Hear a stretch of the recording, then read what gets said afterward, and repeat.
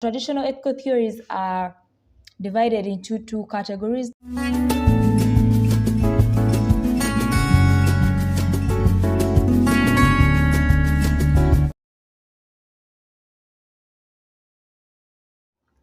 Welcome back to my channel. Thank you for watching my videos. So today we are going to be continuing with the theories, the ethical theories, and we are going to start with the traditional ethical theories.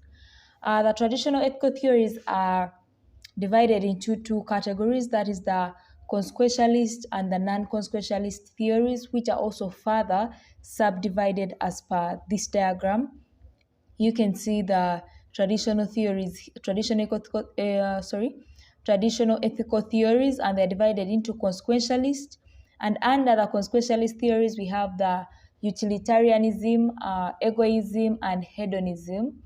And then under the non-consequentialist, we have the deontology, where we have Kant and Ross. And then we also have agents virtue, where we have Aristotle. So that is basically about the traditional ethical theories. So if we continue to look now deeply at each one of these, we are going to first look at the consequentialist theory, also known as the teleological theory. Under this, we are going to first look at the utilitarian theory. This talks about the end picture in the pursuit of happiness that yields the most output and value, or we can say the greatest good for the greatest number. They're telling us that utilitarianism, utilitarianism is categorized into two. We have act utilitarianism and rule utilitarianism. So they're telling us that act utilitarianism is a theory of ethics which states that a person's act is morally right, and if and only if it produces at least as much happiness as any other act that the person could perform at that time. So if I decide to do something, it must be able to produce the same amount of happiness the other alternative I've left out would have also given. So that is with act utilitarianism. It believes that a person's act is only morally right if it produces at least as much happiness as any other act that the person could perform at the time. For example, if somebody is supposed to read books and they decide to go and club, that act of clubbing will only be morally right if at the end it will still get them the same marks they would have got if they had read. Say if they had read, they would have gotten an 80. So if they go clubbing and still get an 80, then their act is morally right. Then we have rule utilitarianism. This is a form of utilitarianism that says an action is right as it conforms to a rule that leads to the greatest good, or that the rightness or wrongness of a particular action is a function of the correctness of the rule of which it is an instance. So with rule utilitarianism, your acts are going to be evaluated and they are going to be gauged following the rules. If it conforms to the set rule, then you'll be right. If at school they are saying you should not go clubbing and then you run clubbing, however much it will still give you an 80 when you come back and sit your exam, it is wrong. For example, there is no, they don't allow malpractices during the exams. You're supposed to read your books and sit the exam. So you did not read and decide to come in with this paper and you're successful, you still get an 80. But in the long run, this act of yours does not conform to the rule. If they check it and they say it doesn't conform to the rule, then it is not morally right. So the wrongness or rightness of a particular action is a function, or you can just say it depends on the correctness of the rule of which it is an instance, or the rule under which it falls. So we have the relevancies and applicability of the utilitarian theory. The utilitarian theory follows democratic principles. That is point number one. Number two is it's an alternative to theories of natural law. Yeah.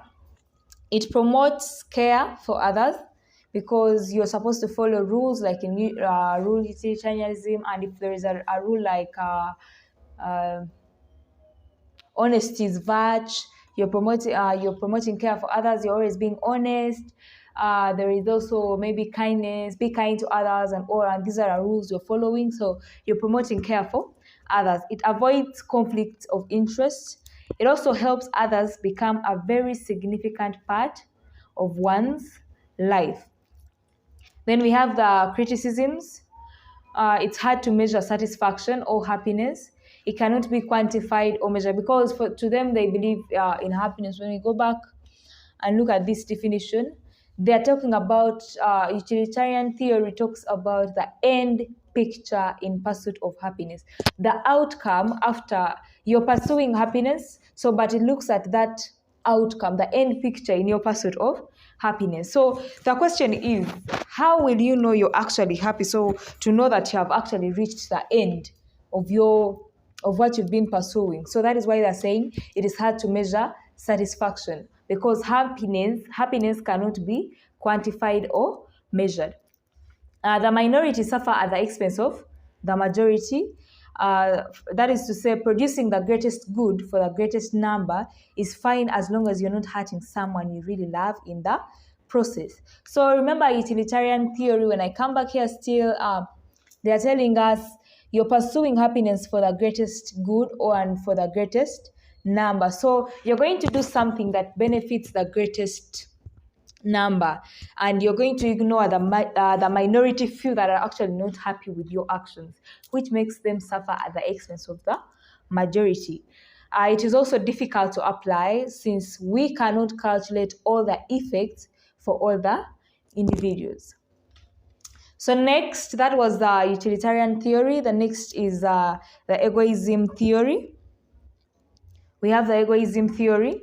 This defines right and wrong in terms of the consequences to oneself. So egoism is all about self-interest. The other one is for the greater good. So we look at everybody around us. But with egoism, it is just about you. Egoism is defined by self-interest. An egoist would weigh an ethical dilemma, or an ethical dilemma would be the issue that you're discussing, let me say, the point of conflict, the source of conflict would be the ethical dilemma, or the ethical issue.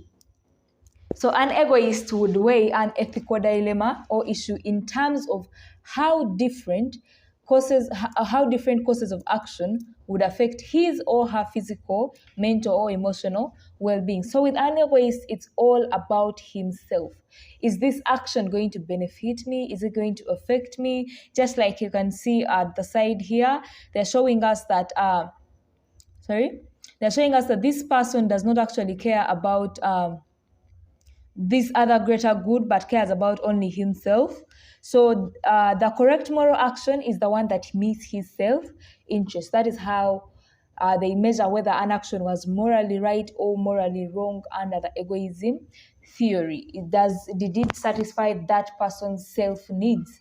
So next we shall go to the relevancies and applicability, and then look at the criticisms.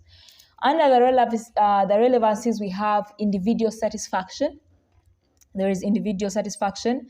There is personal involvement, because you're looking at yourself, unlike the utilitarian theory, which looks at the greater good, where you might actually ignore yourself because you're doing something for the greater good. We have business rules at the initiation stage. We have opportunity for self-provision, business startup, and no one can manipulate you. Then the criticisms, it promotes selfishness, of course. There is loss of empathy. You don't care about the rest. There are disagreements at the workplace and with others. If you're doing things that benefit only you, the people around you, you're going to have disagreements with the people around you. There is lack of objectivity, and it supports conflict of interest. So next is the hedonism theory. And we are going to look at this in my next video. So don't forget to hit the notification bell so that we can wind up the consequentialist theory. This is what winds up the consequentialist theories.